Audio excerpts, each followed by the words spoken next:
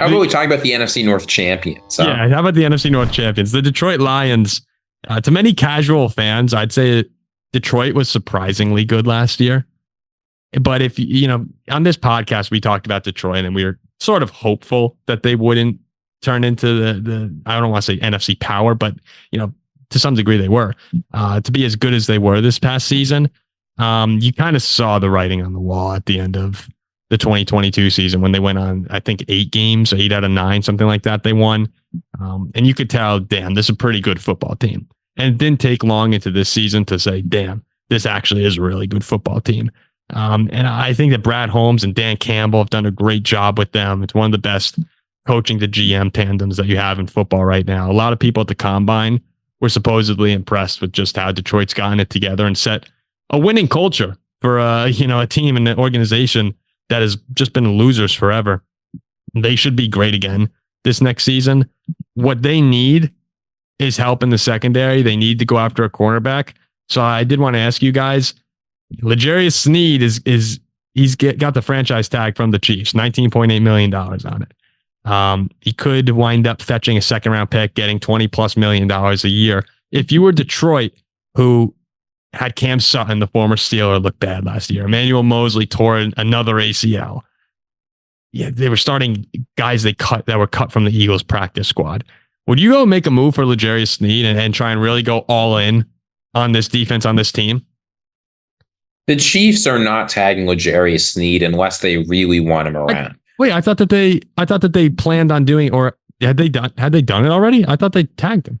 No, they did tag him. I said they're not tagging him unless they're tagging him because they really, really want to have him around, right? Because Chris Jones is not a lock to re-sign with them. He's going to enter free agency. Mm-hmm. If they didn't really want L'Jarius Sneed, they would have used the tag on Jones. So let's be clear, they want him there. That means the only way you're getting him to part ways is with a huge deal, a lot of draft capital. But, I think about what the other options are. You can go for Jalen Johnson, but Jalen Johnson, I think the Bears have enough money to match or beat your contract. Yeah, agreed.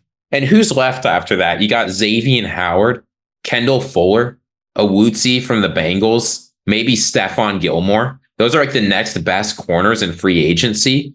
Xavier Howard, he sounds exciting, but if we, producer Zach's not here to complain about him, but all these injuries have added up. Yeah. Kendall Fuller, he had some real trouble in coverage for the Commanders. The rest of those guys, Stephon Gilmore is 33 now. So while I wouldn't be willing to give up, say, like 2 first-round picks, giving up significant draft capital and the big deal is the only way you're going to get a significant upgrade at cornerback this offseason. And you have to have it. It was such a problem for them during the regular season and really during the offseason. You need to have it.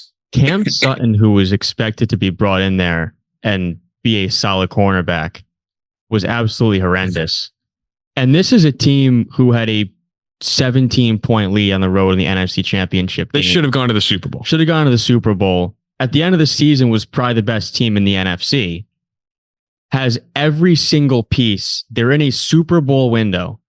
And as I said before, when you're in that Super Bowl window, you got to go out and do Super Bowl things. And you're lacking in one position. And that's a corner.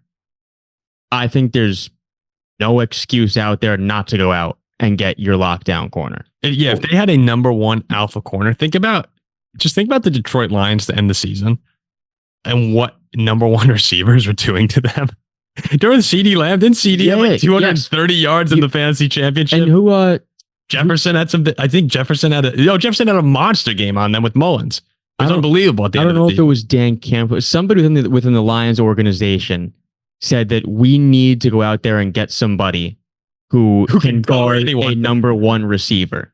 No, they don't have that. All those top teams that they're going to be going against in the NFC, they have, most of them have that guy. There's CeeDee Lamb's there. AJ Brown is there. You have Debo there or Ayuk. There are great receivers in the NFC. A lot of times we get caught up in the AFC explosiveness, but there was a lot of good talent in the NFC. And when you're just missing that cornerback, or that's by far the biggest hole on that roster, I would be happy if I were a Lions fan if we went and traded and got L'Jarius Sneed. You have the gap. I know that I'm saying Sneed, but you have the number, right? Yeah, they have like $60 million in cap space, and I get the draft capital hurts.